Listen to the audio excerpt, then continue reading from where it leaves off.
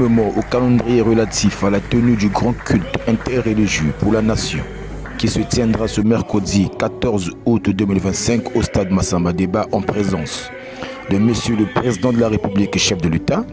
Il s'est tenu le mardi 13 août 2025 de 15h à 18h sous la coordination du Conseil supérieur des églises de réveil du Congo, un moment de jeûne et prière pour la nation au temple de la foi du ministère d'évangélisation internationale, Vérité et Vie, situé sur la rue Moussana dans le 4e arrondissement Mongali.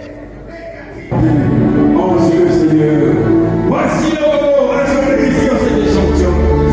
C'est le moment à son édition, c'est transcendant. Mais le voir, vous continuez au combat avec le Congo. Vous continuez au combat avec toi, Seigneur. Que les Congolais se regardent en amour. Quels serviteurs de Dieu triés pour la circonstance ont adressé des prières à Dieu autour des thématiques de paix, de l'unité et de développement. Notre Dieu épuise les aider, épuise les capter et toujours prier pour les institutions du Congo. Il est écrit dans le Psaume 127, verset 1. Si l'Éternel ne bâtit la ce qui petit alors enfin. S'il ne veille pas la vie, ce qui veille. Que tu as élevé en dignité. Car il est écrit que toute autorité est toi. C'est toi qui les as élevés. C'est toi qui les as choisis. C'est toi qui les as établis. Si tu ne les accompagnes pas, si tu n'es pas de ces autorités, ils ne seront jamais capables de faire. Tiré du livre de Genèse, chapitre 41, les versets 33 à 41, la parole de Dieu déchiffrée par l'apôtre Geoffroy Mumbolo, deuxième vice-président du COSERCO, centré sur l'éveil de la conscience citoyenne au milieu chrétien, a retenu l'attention de l'auditoire. Des Écritures, et puis nous allons partager la pensée du Seigneur. Donc nous prenons le livre de la Genèse. Je vais prendre une partie. Genèse chapitre 41 à partir du verset 33. La Bible dit ceci. Maintenant que le Pharaon choisisse un homme intelligent et sage et qui le mette à la tête de l'Égypte, que le Pharaon établisse des commissaires sur le pays pour prélever 1/5 des récoltes de l'Égypte pendant les 16 années de l'abondance, qu'ils rassemblent tous les produits de ces bonnes années à venir, qu'ils amassent sous l'autorité du Pharaon du blé et des vivres dans les villes, et qu'ils en aient la garde. Ces provisions formeront une réserve pour le pays pour les 7 années de famine qui frapperont l'Égypte, afin que le pays ne soit pas détruit par la famine. Ces paroles plurent au Pharaon et à tous ses serviteurs. Le Pharaon dit à ses serviteurs, pourrions-nous trouver un homme tel que celui-ci qui a en lui l'Esprit de Dieu? Et le Pharaon dit à Joseph, puisque Dieu t'a fait connaître tout cela, il n'y a personne qui soit aussi intelligent et aussi sage que toi. Tu seras le responsable de ma maison et tout mon pays obéira à tes ordres. Le trône seul m'élèvera au-dessus de toi. Le Pharaon dit à Joseph, vois, je te donne le commandement de toute l'Égypte.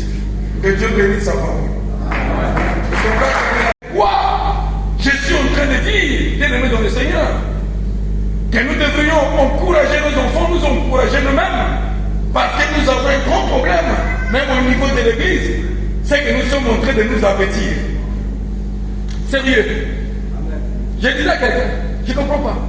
Quand quelqu'un païen, il était à l'école, il est intelligent. Quand il vient à l'église, il devient bête. C'est comme ça à l'église, les gens deviennent idiots. Vous voyez quelqu'un qui a un master, qui était à l'école, qui est brillant, quand il vient à l'église, il devient idiot. Même la femme dans le foyer qui était tendre, mon gars disait quelqu'un va prier, Alléluia, Hosanna. Mais c'est quoi ce problème? Mais parce qu'on est en train de s'avertir. Les gens ne comprennent pas que nous sommes aussi les rois. Nous sommes appelés à gérer. Nous sommes les cadres du demain. Et c'est nous qui ferons la paix de demain. Et commençons à le faire dès aujourd'hui. Est-ce que je parle à quelqu'un? Quand l'Église prendra cette conscience, parce que quand on nous dit de prier, c'est que les gens savent ce qu'est l'Église. Nous avons une dimension spirituelle.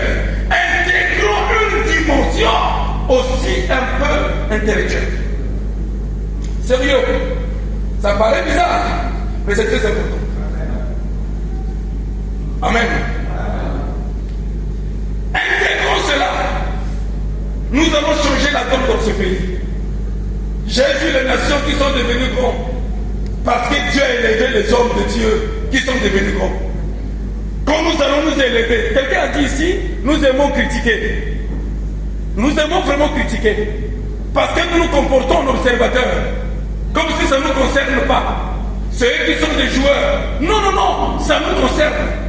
Parce que quand ton père meurt à l'hôpital, par manque de soins, c'est toi qui as perdu. Est-ce que je parle à quelqu'un?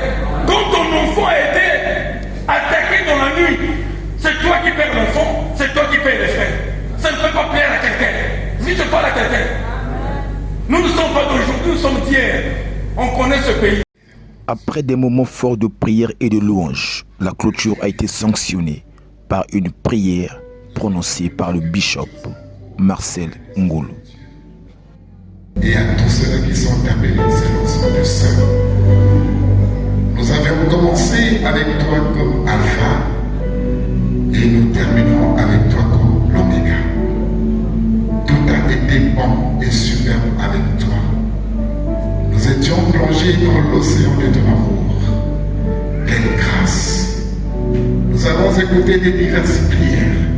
Cela a été bénéfique pour ton peuple. C'est ainsi, en mon nom et au nom de Jésus-Christ de Nazareth, et au nom du président du COSERCO et de tout son bureau, je déclare clos la prière de cet après-midi.